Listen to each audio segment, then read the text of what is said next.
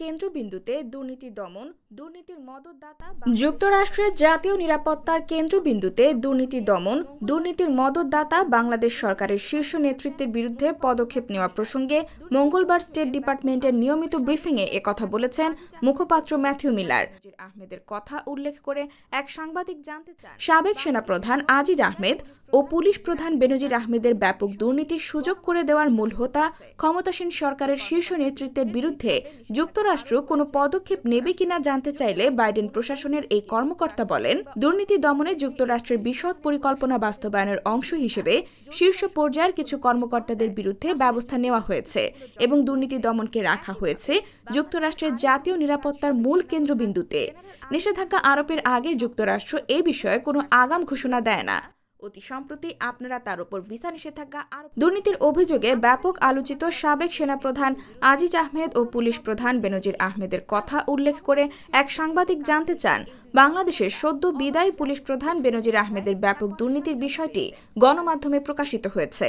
এই কর্মকর্তার বিরুদ্ধে 2 ধাপে নিষেধাজ্ঞা আরোপ করেছে যুক্তরাষ্ট্র। জবাবে মিলার বলেন, আপনার প্রথম যুক্তরাষ্ট্রের কোনো এজেন্সি কি যুক্তরাষ্ট্র কিংবা অন্য কোনো দেশে এই পুলিশ প্রধানের কোনো সম্পদের খোঁজ পেয়েছে কিনা? যদি তার সম্পদের কোনো খোঁজ পাওয়া যায় তাহলে যুক্তরাষ্ট্র কি সেগুলো জব্দ করেছে? একইভাবে বাংলাদেশের আরেক দুর্নীতিবাজ সাবেক সেনাপ্রধান জেনারেল আজিজ আহমেদের বিদেশের সম্পদের কোনো তথ্য যুক্তরাষ্ট্রের কাছে রয়েছে কিনা অতি সম্প্রতি আপনারা তার উপর ভিসা নিষেধাজ্ঞা আরোপ করেছেন। বাধাগ্রস্ত হয় স্থিতিশীলতা। আপনারা কি বর্তমান সরকারের শীর্ষ নেতৃত্বের বিরুদ্ধে কোনো ধরনের পদক্ষেপ নেবেন কিনা? কারণ ক্ষমতাসীন শীর্ষ নেতৃত্বের কাছ থেকেই এই 2 কর্মকর্তা অবাধে যা কিছু করতে মন চায় তা করার স্বাধীনতা পেয়েছেন। তারা যা করতে চেয়েছেন তা করেছেন কিংবা বলতে পারেন সবকিছুই করেছেন। নেতৃত্বের বিরুদ্ধে পদক্ষেপ নেওয়া প্রসঙ্গে জবাবে মিলার বলেন, আপনার প্রথম প্রশ্ন প্রসঙ্গে বলছি, আমার কাছে এ বিষয়ে সুনির্দিষ্ট করে বলার মতো কিছু নেই। দ্বিতীয় প্রশ্নের উত্তর হচ্ছে, যেসব অভিযোগ এবং মিডিয়া রিপোর্টের তথ্যসমূহ আপনি এখানে তুলে ধরেছেন আমরা সে বিষয়ে অবগত।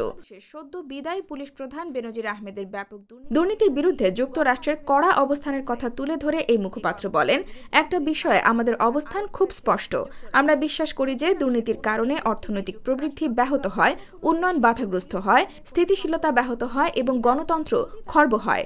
খোঁজ পাওয়া যায় তাহলে যুক্তরাষ্ট্র কি সেগুলো জব্দ করে? যুক্তরাষ্ট্র দুর্নীতি বিরোধী পদক্ষেপ প্রসঙ্গে স্টেট ডিপার্টমেন্টের প্রধান মুখপাত্র মিলার বলেন, আমরা দুর্নীতি দমনকে জাতীয় নিরাপত্তার স্বার্থে মূল কেন্দ্রবিন্দুতে রেখেছি।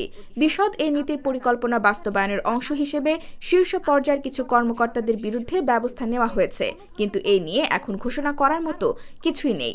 কারণ আপনি জানেন যে নিষেধাজ্ঞা দেওয়ার আগে আমরা আগাম ঘোষণা করি না। তা করার স্বাধীনতা পেয়েছেন। IBTV USA, new York. তা করেছেন কিংবা বলতে পারেন সবকিছুই করেছেন। জবাবে মিলার বলেন, আপনার প্রথম প্রশ্ন প্রসঙ্গে